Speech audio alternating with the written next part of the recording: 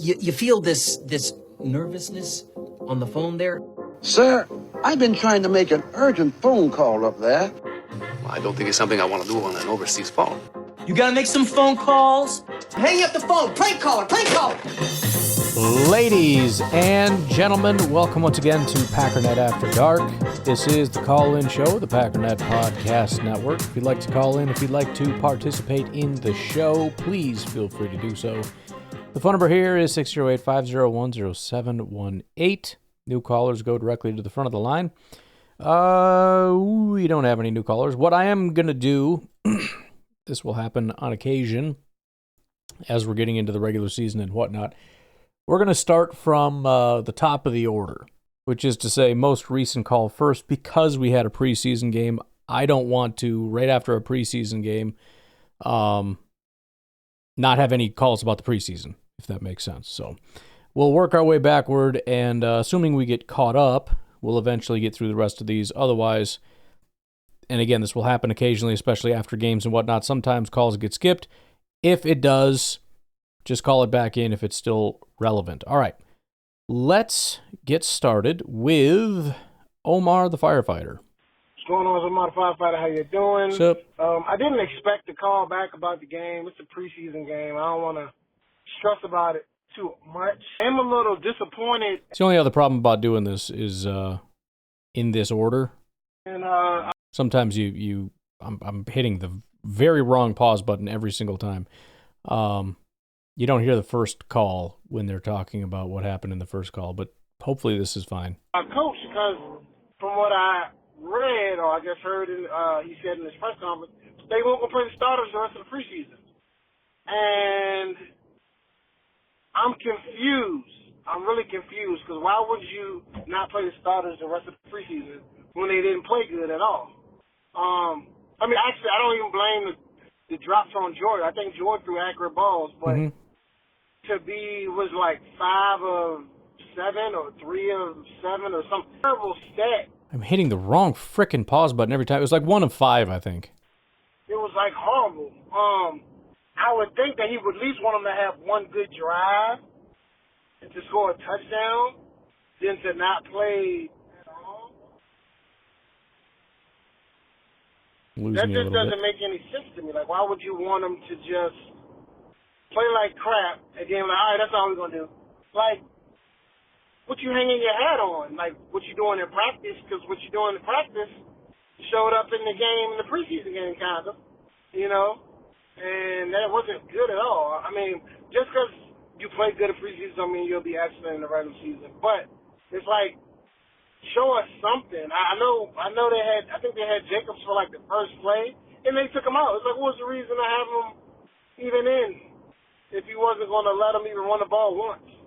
I was confused. But anyway, again, I don't agree with that. At least let them play like a drive. Like, hey, I go see you out there for a drive real quick.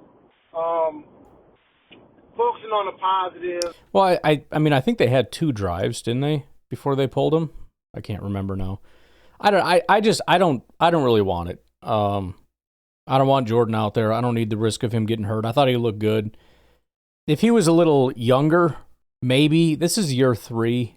I think playing 1 preseason game, and by 1 game I mean like almost none, is pretty standard. I was actually kind of surprised that so many starters played week 1. I kind of thought it would be very few.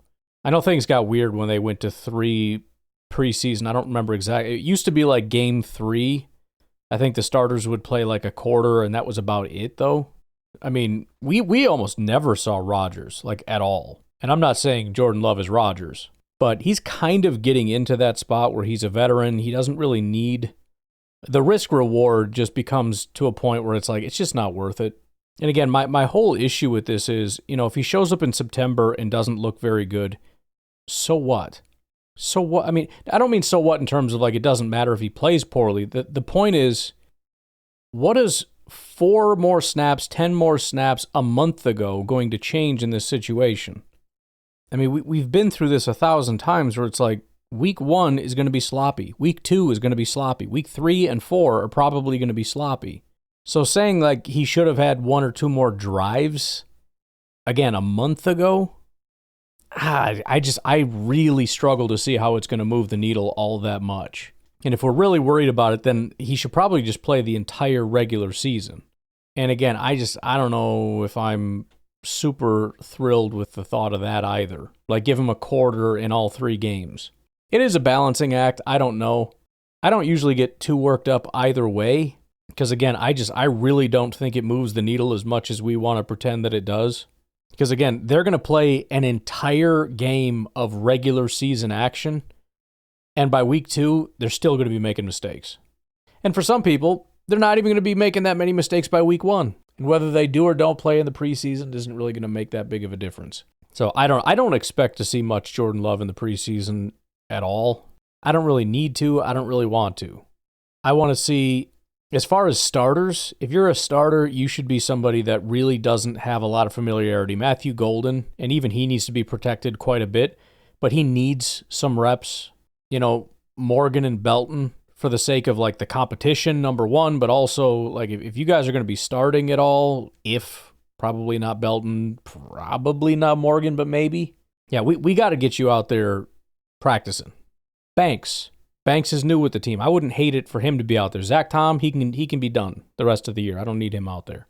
Elton, probably, when healthy, a little bit of center work would be a good idea just to kind of get in the groove a little bit, but not much. We'll get you out of there as soon as possible.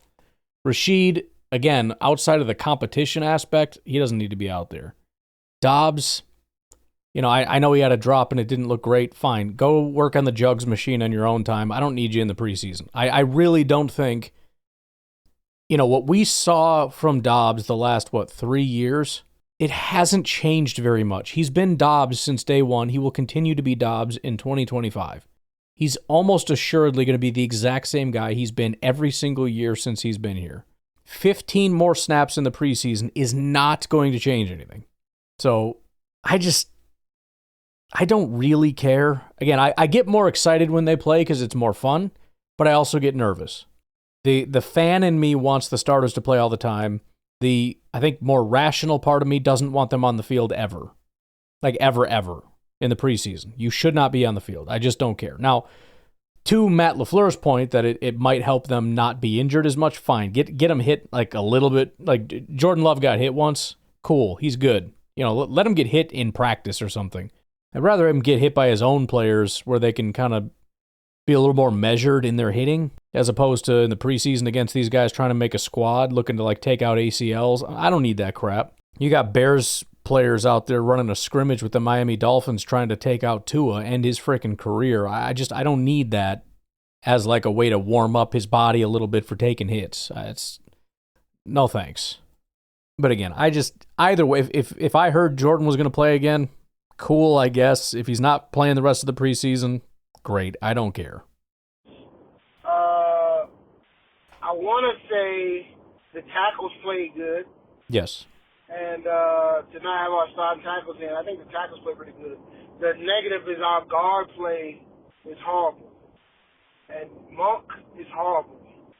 He had a real bad game. I don't understand they had all this hype in the practice. Maybe they were just lying to get to come in. But Monk played terrible in that game. And our guards, specifically the right guards, was terrible. So I don't know what's going on with that. That's to be a little confusing. I'm sure you'll talk about it, or already talked about it in an episode that you did. But anyway, go Packers. Yeah, and look, the big thing tomorrow, very big thing, and I was in a pretty bad mood because the entire episode got deleted and I had to redo it. So if I'm yelling at you a little bit more than I should be, I apologize. But look, overreacting to this is not a good idea. It's just not. And not only do I just kind of go through my general rants, but we go through some data just to kind of back it up so you can feel a little bit better about it. Not only team data, but individual player data. It doesn't translate to the regular season. It just doesn't. And I will keep using this example. If the preseason told us anything about how good players were, Royce Newman would be the guy getting the Zach Tom contract right now. I couldn't tell you if Royce Newman's even in the NFL anymore.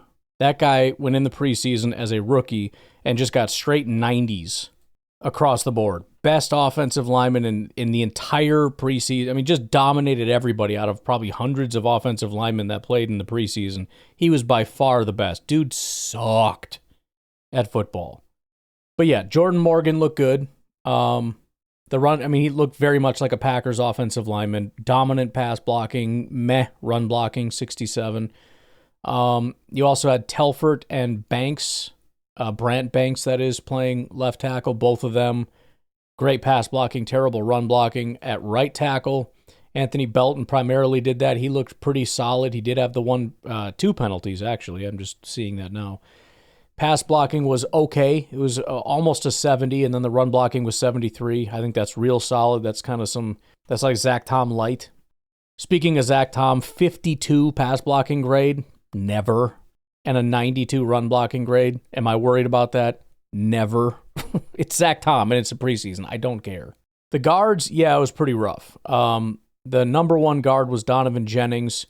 On top of having the penalty, his pass blocking grade was a 66, run blocking was a 39. That was dog crap. Aaron Banks, our starting guard, who we need a little bit from, he didn't play a ton, had a 6 pass blocking grade. Only 7 snaps pass blocking, but a 6 pass blocking grade doesn't inspire a ton of confidence. J.J. Lippy was pretty decent as far as his grades. He played 6 total snaps. On right guard, our top guy was Jacob Monk. He did also play center, but he primarily played right guard. 23 pass blocking grade. 71 run blocking is great, but yeah, the pass blocking along with 3 penalties, real bad. Now, I don't know if the penalties contribute to the grade. I don't know. It might, meaning the pass blocking might not have actually been that bad. It was just 3 penalties that killed it. But either way, not great. Trey Hill was number 2. Actually, they were tied, Trey Hill and Sean Ryan. Trey Hill actually did quite well. 80 pass blocking, 67 run blocking. Sean Ryan, 57 pass blocking is not great. 70 run blocking. He primarily played center, but did also play right guard. And then actually in the center spot, you have Sean Ryan, Elton Jenkins, and Monk. And again, Monk, the pass blocking sucked. Sean Ryan, the pass blocking wasn't the greatest, but if you got average pass blocking and good run blocking, I'll take that. Elton Jenkins actually looked quite good. I'll be honest, I didn't even know if he was out there for sure. But he played 12 snaps, 77 pass blocking, 64 run blocking. If anything, I mean, that should make you feel pretty good. Again, it's 12 snaps, it's preseason, it's whatever, but he's the guy that's starting. Jacob Monk is a backup. Is he bad? I don't know. Is he good? I don't know. I know that he's a backup. What I want is for Morgan and or Belton to take the spot so that Sean Ryan is a backup, so that the only time Jacob Monk would ever step foot on the field is if we're down 2 guys, assuming Sean Ryan actually would be the next guy up at center. I don't know where we're at with that. Those guys keep going back and forth with that. But I don't know. I'm not saying, I was not happy with the performance, as I'm sure you heard on the podcast, by any stretch of the imagination, nor should anybody be happy with the performance. But I don't want to make sweeping like Jacob Monk is bad. I have no idea if he's bad. I really don't. He had a terrible night with his 3 penalties for sure. Is he bad at football? I mean, probably. He's a freaking backup. I mean, I never expected him to be that good, to be honest. If he can be a serviceable backup, that to me is really all I'm looking for with him. Why don't we just go to Omar's first call? We're going to skip one, but we'll get back to it just because it's kind of what we're doing right now. Going on, so Mark Firefighter, how y'all doing? What's up? I'm sure y'all know how y'all doing. It's not halftime yet, but I'm watching the game and I see so many stupid mistakes, like the drop passes. Even people who don't never drop passes. And that's a very important point that nobody brought up. I brought it up tomorrow on the podcast. It's a very important point, and it should make you, I don't want to say it should make you happy. That's the wrong way to put it. It should highlight the bigger point here, that this is not indicative of the Packers or any larger issue. Oh, here we go with the drops again. What drops? Mecole Hardman, he was dropping a bunch of passes for us last year. He wasn't even on this team last year, and he had 0 drops in the entire season last year. Malik Heath, was he having drop issues last year? No. Then who cares? then who cares? I'm not happy that the guys are freaking space cadets. You know, they've apparently been going kind of light in practice. They go up against a real team looking to punch somebody in the mouth, probably because it's the freaking Jets, and it's the former Lion, and it's Justin Fields who hates the Packers, and they're out here looking for blood. And the Packers are like, oh, let's go have a good time. You know, they're coming off a family night where everyone's just all smiles and we're having fun, and they got punched in the mouth and they weren't really ready for it. You're exactly right. Guys that don't have drop problems had drops. That should make you feel good insofar as this is not indicative of what we should expect in 2025. This was just a bullcrap night that we should throw in the garbage. And it sucks that we have to throw this whole thing in the garbage because it's kind of important for some of these guys to be able to get reps and everything, but they got none because there's so many penalties and so many drops. Nobody got to play football. Nobody got to run anything that matters. Guys that had good plays got called back by penalty. The whole thing gets thrown in the garbage. It was a waste of a day, and that sucks. But beyond the fact that I was hoping to be entertained by a great Packers performance and that didn't happen, I mean, who freaking cares? Dropping passes. I'm like, Heath dropped the pass. Right. Wide open. I'm sitting here like, you are the gold standard of the person I always call and say, hey, he catches the ball like his life depends on it. Yeah, 0 drops last year he had. And then he dropping passes. Dob dropping passes. The only person who ain't dropping passes is the rookie who just got here. Yeah. Man, he's showing, he our best receiver right now. Yep. He's showing everybody up. And again, that's too broad right now. We can't say that definitively, but obviously that was running through my mind. In fact, when I was watching that, stupid thought, but it was the thought I had, I think Golden's going to get a lot more yards and touchdowns than people think. And let me just put this out. If this kind of continues, where it's not like, oh man, Dobbs is actually pretty good, or Jaden Reed is actually looking real good, or whatever. If this continues, he is going to have a lot of yards and a lot of touchdowns. You know, I saw some predictions like, I don't know, like 850 and 7 touchdowns. That's what happens when you're a good receiver in a big receiver committee type of a situation. I don't know that we're going to have a big committee situation if there's a big gap between Golden and the next guy. And the biggest thing that's going to matter is kind of twofold, and that is, and this is kind of what makes a number one receiver. When you go into the week, is Matt LaFleur going to be saying, where's our matchup? Who should we highlight? Let's do a little bit here for Dobbs. Maybe we'll try to get a little bit of this and that. Or is he going to go into it going, how do we get Golden the ball? Every week, that's just what we do. Like with Devontae. It's just a matter of how do we get him. They're going to try to shut it down. How do we make sure we can get him the ball? And then the second thing is the quarterback. Is the quarterback always looking for that guy? Those two things are what happens on teams where they have a number one receiver. They have a dude at wide receiver. That's how it was with Rodgers and Devontae when it was just Devontae here. Now, again, it's way too early to say that that's where we're at, but it's starting to feel more that way. Watson's not around. Reed's walking around in a boot somewhere. Wicks, with his drop issues, I mean, unless there's a serious turnaround, I don't see that being a big thing. Dobbs is kind of the only guy you look at going, maybe, you know, with the chemistry that he has with Jordan and all that. But if he's going to have focus drops, if he's not going to fight back to the ball and catch with his hands like Golden does against cornerbacks and is going to try to catch stuff in his chest, and by the way, he's not actually, I mean, that whole thing was, listen, Sauce Gardner is elite. He's very good at his job. There's no question about it. But there's no separation, and having gotten no separation, you don't fight back for the ball and reach out and try to grab it. You're going to let it hit you in the chest, as though Sauce Gardner isn't going to stop that from happening. On some level, at some point, if there isn't some stiff competition for Matthew Golden, over time, it's just going to morph into the Matthew Golden show, which is how it is on a lot of teams. There's just one guy that's better than everybody else. That's what a number one receiver kind of is. It's just that dude that it can take over a game. It's the guy that the coaches trust, that it's like, if we can get him the ball X amount of times, we're going to win the game.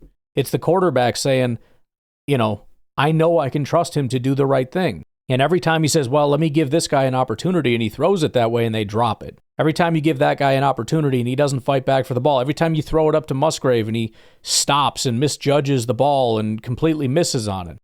Every time you do that, as much as Jordan knows that, man, we got to keep working with these guys. We got to keep trusting them. On some level, there's going to be a just screw it. Like, why should I risk a third down on these guys when I can throw it up to Golden? Even when he's covered, I feel more confident in him than these guys.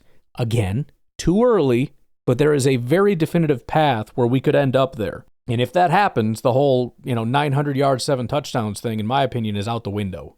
We're looking clear over 1,000 and, 10-ish touchdowns. Number one receiver type stuff. You got Sauce Gardner scared of him. Like, I like that. That's a positive. On the negative, offense didn't do crap.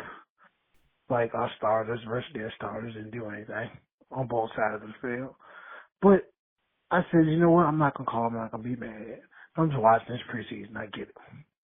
But then I'm sitting here watching the punt. And I know from when I played football back in middle school, high school, way back in the day, they said on punt return, you stand on the 10-yard line. Yes. If it hits you or goes before you, you catch it.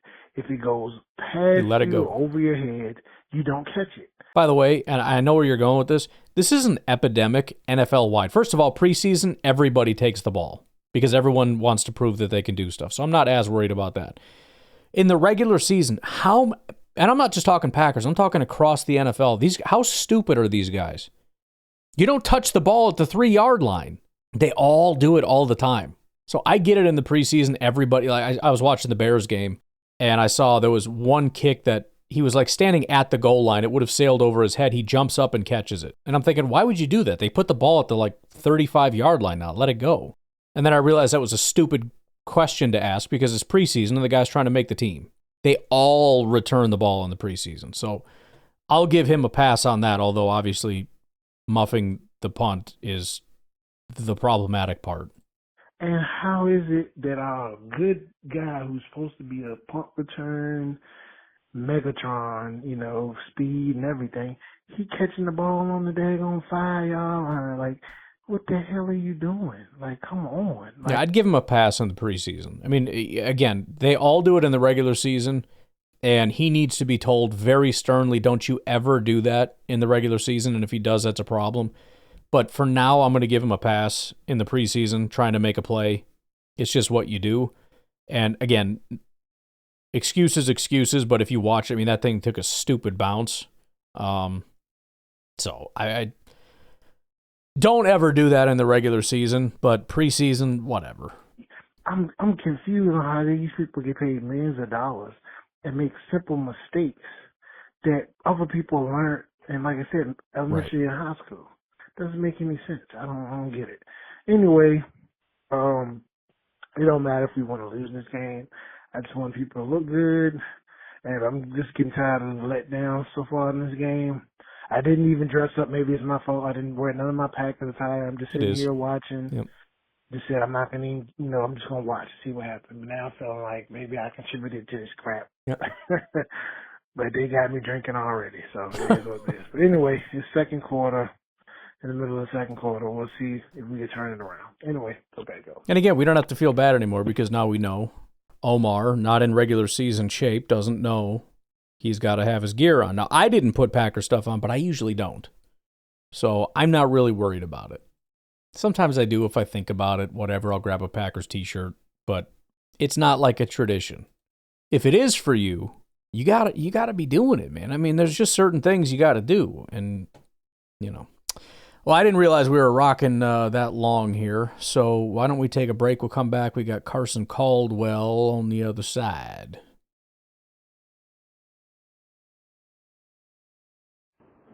Oh, how quickly we forget how miserable it is to watch the Packers play football. We've been waiting all off season to watch this team, and we finally get a glimpse. And by the way, that is probably part of the reason why there's so much overreaction and so much anger. So some people are just miserable, angry all the time, and that's just the way it goes.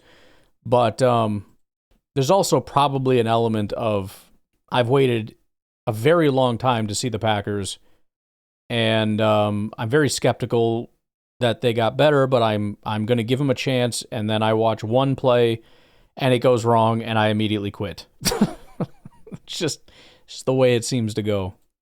And it was miserable. I nearly cried after the first drive. And by the end of the game, I was laying down on my couch scrolling on my phone because I didn't want to watch anymore. The game was still on, but I wasn't watching.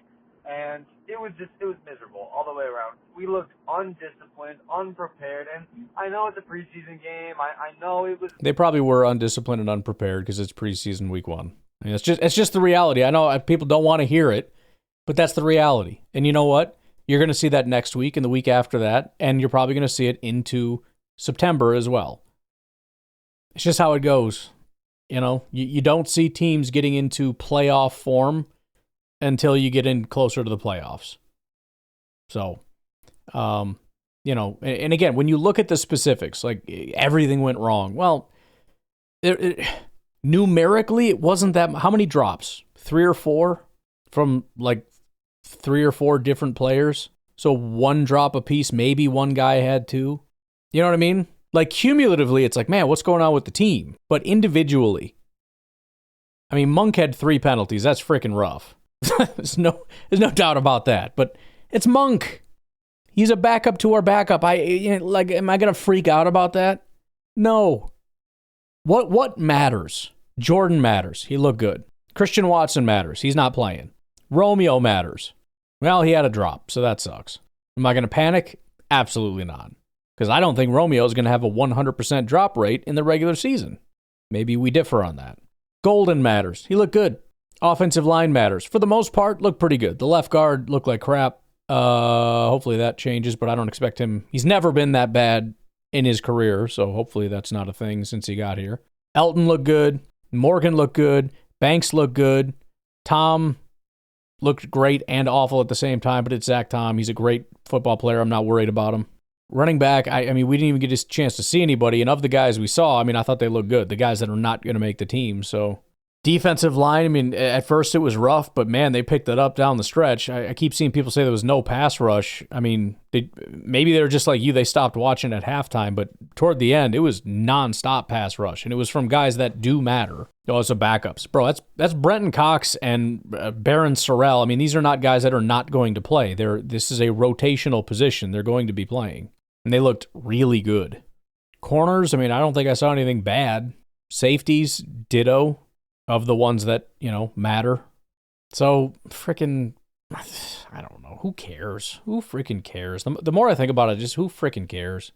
Vanilla play calling, I know all this stuff, but that is not what you want to see from the Packers to start things off. I'm very disappointed. I waited all offseason, all week, And again, that's the whole point. It's not a this means we're screwed thing. It's more of I waited a long time to be entertained, and that wasn't entertaining. I waited a long time to watch awesome stuff, and that was not awesome. And now I have to wait another week to see if you can give me something cool. And, you know, I feel like maybe you won't, and that pisses me off.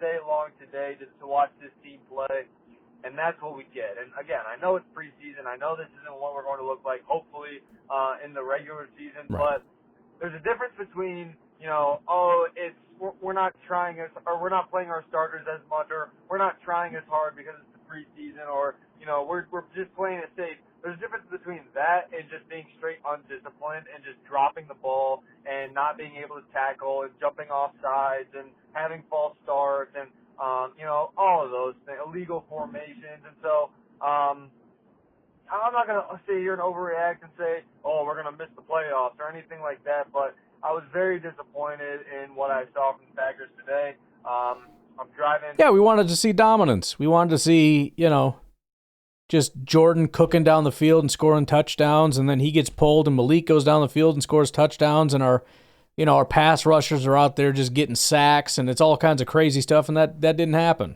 Instead, they look like they're not ready to start the regular season because they're not. And that sucks. Again, we were hoping to get great reports. And unfortunately, the Jets were much more. I just think about it in terms of, you know, when you're playing against yourself for a long time in practice and you got your little family night thing or whatever, the level of intensity you have that you have to ramp up for week 1 of the preseason, I think the Packers kind of got taken by surprise a little bit. They thought that they were doing pretty good. They thought that they could kind of go at this level and they could, you know, like, oh, you know, I'm doing good, you know, just kind of do X, Y, and Z. And then you go up against the Jets, who are just going a million miles an hour. It's like, holy crap.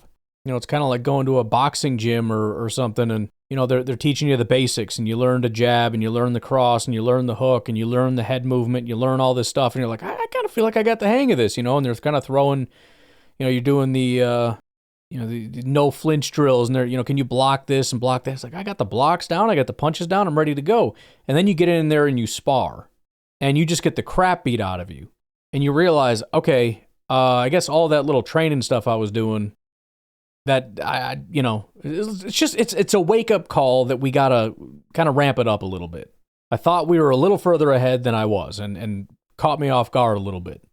And that's what happened. And frickin', oh well. Somebody had to be further along than the other team. New England Patriots were way ahead of where the Washington Commanders were in terms of preparation, intensity, and all that kind of stuff. They beat the living crap out of Washington. The Lions in that Hall of Fame game, way behind in terms of preparation, in terms of, being prepared and the intensity and all that kind of stuff. But so what? Week 1, 2, 3, week 5, let's say, you got to put money down today, right now, Washington, New England, who wins? If you say New England, you're an idiot. But look how much better they were. Idiot. Home right now. And by the way, that goes for Jets-Packers too. Jets-Packers week 10. You're picking the Jets because of this? I don't mean you, Carson. I'm just talking here. Give me a freaking break. Give me the Packers 100 times out of 100. Just sitting here thinking about how miserable it is to watch this team play after about, 5 months of not watching. I know. 6 months. So I hope we Don't worry can about get it, figured out. I'm still excited for next week's game and the week after that. Yeah. But I'm just ready to get this regular season going, see what this team's actually going to look like, and hopefully we can get this thing turned around. I love Matt LaFleur. I think he's a great play caller, a good coach. But I think he does have a little bit of a problem getting guys ready for games. And I know that... Again, even that, to me, if you want to use past data for that, the playoffs or whatever, fine. In a preseason game, to me, that's too much. I can't take it there because of a preseason game. It's an anomaly, it's a weird thing, and it's the preseason. Who is ahead in their training in the off season? That doesn't tell me a ton. I don't know who's going to be more prepared week 1. I don't know any of that. Tomorrow I go through a lot of the negative comments, and one of them is, this team is never prepared. This team was I forget the exact comment, but it's like, how do you win 11 games if you're never prepared? How does that happen? Can anyone explain that to me? Do you win games that you're not prepared for, or are you severely exaggerating how often this team is not prepared? Because one of those two things is the reality, and I don't know how we get there. Let's just not overstate the case here. I think you were exactly right when you said we've been waiting a long time to watch something awesome happen, and it didn't happen, and that sucks. I don't want to see this team lose to Justin Fields and the Jets. It's not because it matters. It's not because it means anything for 2025. I just wanted something cool to happen, and it didn't happen. And that's it. That's really it. Again, this is preseason. It doesn't matter as much, but, we looked flat. We looked not ready to go. The Jets they were ready to go. I just hope it doesn't roll into the regular season. Either way, win or loss, it was fun to see the boys out there. Obviously, not the way we wanted it to go, but regardless, good to see the Packers back on the field. I'm still excited for week 1. We're still going to beat the Lions, and we're still going to win the Super Bowl. So, that's all I got for you today. Go, Pack, go, and, yeah. And that's one of the things tomorrow that I go over when we go over some of the stats and whatnot. I can answer that question in terms of how much does this tell us about week 1? And I can give you the answer to that question right now. 0. It means nothing. Nothing. How much does being unprepared in the week 1 preseason game mean for week 1 regular season? Using data, not just, off the top of my head or looking at a couple anecdotal examples. Definitively, mathematically, it means nothing. I don't want to give away too much more than that. There is basically somebody went through and did some just kept tweaking the numbers until we could finally see, like, how bad do I have to make it before there's any kind of an impact in the regular season. And they were able to do something, but it's so, like, if the worst possible thing happens in the preseason, then we do see a little bit for a very little while in the regular season. Again, without getting into specifics, because I'll save it for tomorrow, it really is definitive in terms of we got to relax. And I'm in that boat as well. Probably heard it on the podcast where even though I know, like, don't get too crazy with it, sometimes it's hard to not just pop off. And I know Omar and Carson are calling during the game, so it's the worst possible time to have a measured take. You can even tell with Packernet After Dark, when people call during the game compared to, like, calls the next day, whether it's the same person or different people, the calls are just different. My podcast, if it's during the game compared to, like, the next day having had time to process the game, very different. So I get it. Just don't let it infect you to the point where you start actually believing things you shouldn't be believing. Like, let's dial it down a touch. We'll take a break. We'll keep going backwards, although we got Craig calling at 6:10.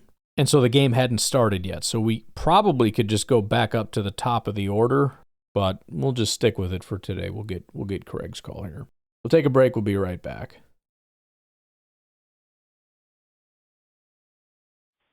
Hey, Ryan, it's Craig from Indiana. Hey. Just got back about a week ago from a cruise to Alaska. Yes. So awesome. And I was thinking about Steve from Alaska, and I couldn't remember if he has a restaurant or not, but I know he talks about food. Not that means you have a restaurant, because I don't think you do. But it was a beautiful state, and really glad I got to see it. Unfortunately, I got a souvenir of COVID following the cruise, which wasn't great. But recovering from that, it's less than an hour before the Jets pregame, and I just want to thank you for all your coverage of, pre-draft and draft and post-draft and OTAs and training camp. And, in the past, I used to not care at all about the preseason games, but I'm really excited about watching them this year. And in part, that's due to your coverage and discussion of the players, and not just the rookies, but even some of the other folks that we've traded for, or just, seeing what the second, third year leaps look like for people. So thank you for that coverage, because I'm excited about preseason, which I would not have said in the past. So go Pack Go. Also want to let folks know that I do have 4 tickets available for the Ravens game, the last game at Lambeau this year. So it could be a preview of the Super Bowl, I hope. And if you haven't been to Lambeau, we can get connected somehow. And, a good time to see Packer football is early January. So let me know. All right. Take care, everyone. Go Pack Go. Yeah, I don't currently have a great way of doing that. I know we've done this before. I think even Craig, maybe you might have called in a few, but as far as exchanging tickets and whatnot. But if you have them and you want to get them in the hands of Packer fans instead of, just putting them on the market and letting rivals and whatnot get those, then I would definitely encourage you to try to do that. So, if you're interested, Craig's got some tickets for you, and I would encourage you to go that route if possible. Speaking of Steve in Alaska, by the way. Hey, Ryan, Steve up in Alaska. How's it going? Good. Wanted to call in and expound upon your talk about how the Bears are like the little brother of the situation. Sure. Big brother, little brother thing. I actually personally think the Bears are more of a middle child, kind of a Jan Brady for those of us who remember the Brady Bunch. Yeah. The Jan Brady character who was whiny and snivelly and felt nobody cared and never got enough attention. Everybody was better than her and she didn't get what she wants. Marsha. Yeah. Chicago is a middle child between New York and LA, which are both bigger, more important media markets, even though New York teams haven't done squat in forever. It's still a bigger city. It still gets more hype. It's got more to do. It's just more city than everything else. And remember, Chicago's nickname for a long time, I don't know if it still gets used anymore, but it was the second city. Sure. It was never the first city. At best been second city. And LA is more important than it is now.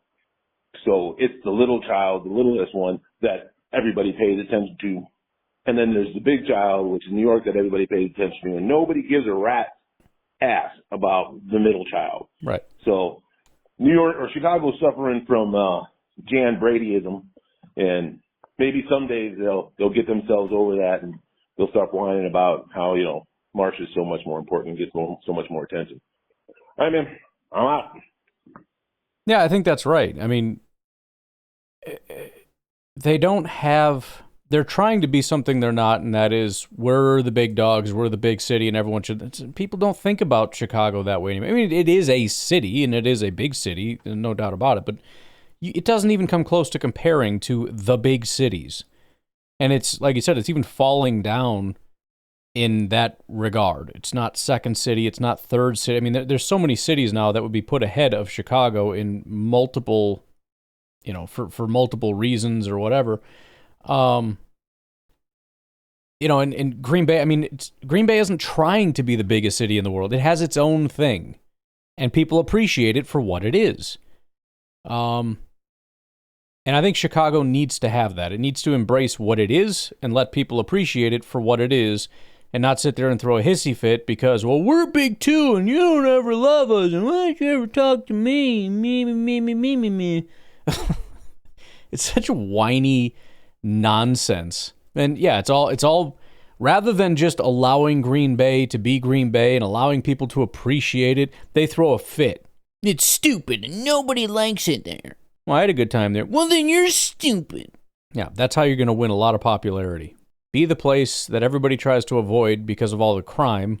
Pretend you're bigger than everybody else and disparage everybody that you think is lower than you. Look down your nose at everybody and then scold everybody that doesn't recognize your greatness. That's just the way to be the most popular kid in school right there. Be the kid that tells everybody how rich your dad is. Yeah, that'll do it. All right, I tell you what, I got to get going out of here. Appreciate all the calls. We'll work on getting the rest of these cleaned up, no problemo. Got another full week ahead of us of some good stuff, practice, joint practice, whatnot, and of course more preseason action. So I will talk to you all later. Have a good one. Bye-bye.